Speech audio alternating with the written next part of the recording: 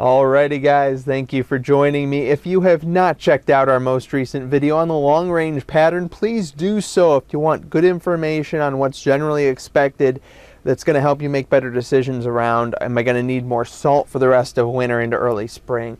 Am I going to be able to maybe do some planting early from the farmer perspective, or maybe landscape maintenance preparation before the spring? Are we just going to be springing it up, or is there more wintry blast to come? So that video's out on all our social media, but for the short range type of thing, we're looking at just a decent amount of moisture across the southern portion of the country. We'll have this system move out of the Toronto area up into portions of New England as well. That'll push on out, so that'll be the end of the snow there for a few days.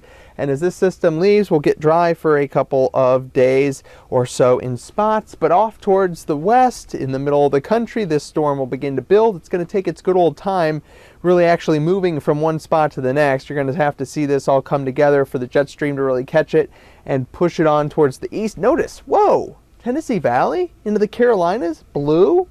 Yeah, one of those rare snow systems that we've really not seen too much of so far this year. It looks to be a pretty good bet across at least North Carolina and Tennessee, maybe into portions of South Carolina, maybe extreme northern Georgia, especially the higher terrain.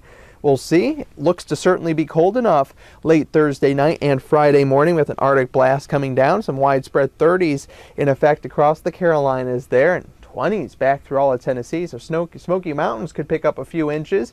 Higher terrain in North Carolina as well. And outside of that, maybe a slushy half an inch to an inch or so. We'll see. This is kind of the lower end on some of the snow maps. I think some of the more aggressive ones are probably not super realistic at this point. So that system moves out. When's our next guy coming in? Not much. We're dry. High pressure in control. A quiet pattern sets up for at least a few days. There's going to be a good ridge of high pressure here. That'll mean a nice big amount of sunshine, maybe for a few days from the east all the way back into the Midwest and maybe even into the plains before this system gets its act together at the end of the weekend into early next week.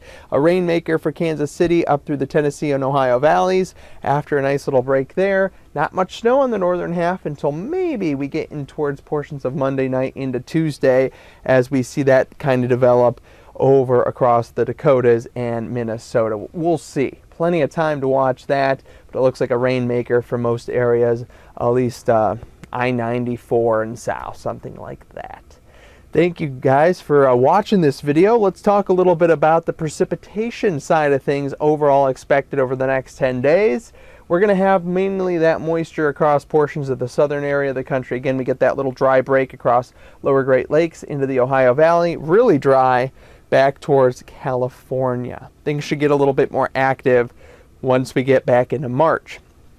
Detailed, accurate weather information for multiple different kinds of industries here from NeoWeather. We could certainly help you out make better weather-related decisions. If you like this kind of content, please like, share, and subscribe. Definitely appreciate that. Have a great day, everyone.